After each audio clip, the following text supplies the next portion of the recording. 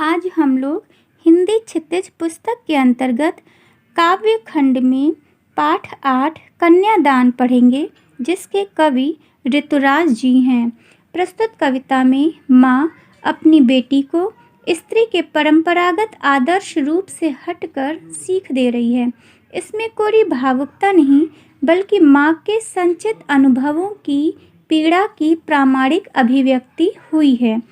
पुत्री के कन्यादान के समय माँ के हृदय में उठने वाले विचारों को कवि ने यहाँ व्यक्त किया है।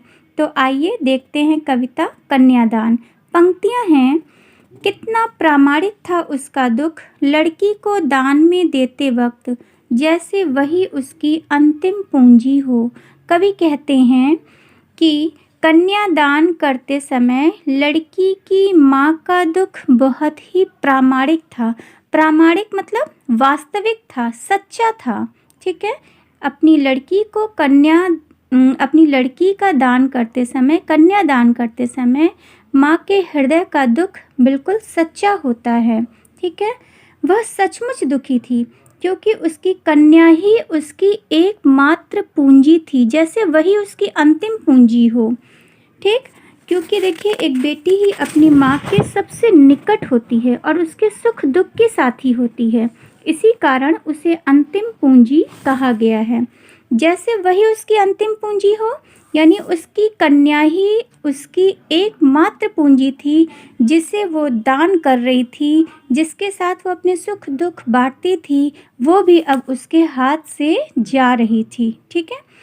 लड़की अभी सयानी नहीं थी, अभी इतनी भोली सरल थी कि उसे सुख का आभास तो होता था, लेकिन दुख बाँचना नहीं आता था। उसकी लड़की अभी भोली और सरल थी। सयानी मतलब समझदार नहीं थी। उसे दुनिया के जो स्वार्थी व्यवहार होते हैं उसकी समझ नहीं थी। क्लियर हो रहा है? उसे दुनिया के स्वार्थी व्यवहार की समझ नहीं थी, यानी उसे ससुराल पक्ष की कठोर सच्चाइयों का और पुरुष प्रधान समाज के बंधनों का ज्ञान नहीं था। ठीक। वो अभी बहुत भोली और सरल थी। उसे सुख का आभास तो होता था, यानी उसे विवाह के सुखों का कुछ कुछ एहसास तो था, लेकिन दुख बाँचना नहीं आता था। किंतु जो दुख हैं, वैवाहिक जीवन के दुख हैं, झंझट हैं, उसका ज्ञान उसे नहीं था। ठीक। यानी कि उसे सुखों का एहसास तो वो थोड़ा थोड़ा कर सकती थी कल्पनाओं में, लेकिन उस वैवाहिक जीवन के सुखों के पीछे दुखों, जो आने वाले दुख थे, उसकी समझ उसे नहीं थी, क्योंकि लड़की बहुत ही भोली थी और नासमझ थी।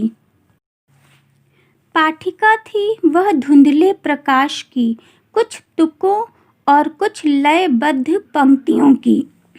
पाठिका मतलब पढ़ सकती थी, वह धुंधले प्रकाश की। ठीक है। यानी वैवाहिक जीवन के एक धुंधला प्रकाश मतलब एक अस्पष्ट से प्रकाश का उसे एहसास था। उसे तो बस वैवाहिक जीवन के एक अस्पष्ट से प्रकाश का एहसास था, यानी खुशियों की कल्पना वो कर सकती थी, सुखों की एक अस्पष्ट सी कल्पना थी उसके अंदर। ठीक है। कुछ तुकों और कुछ लयबद्ध पंक्तियों की। वह कुछ तुकों और लय से बंधी काव्य पंक्तियों को पढ़ना जानती थी। आशा यह है कि उसे विवाह के केवल सुरीले और मोहक पक्ष का एहसास था। वह काल्पनिक सुखों में जीती थी। ठीक है। माँ ने कहा, पानी में झांक कर अपने चेहरे पर मत रीझना।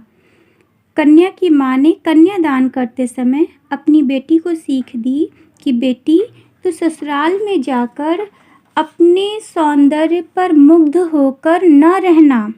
पानी में झांककर, पानी मतलब दर्पण, दर्पण में अपना चेहरा देखकर उस पर ही प्रसन्न न रहना। गूढ़ आशा यह है कि ससुराल में लोग तेरी सुंदरता की प्रशंसा करेंगे।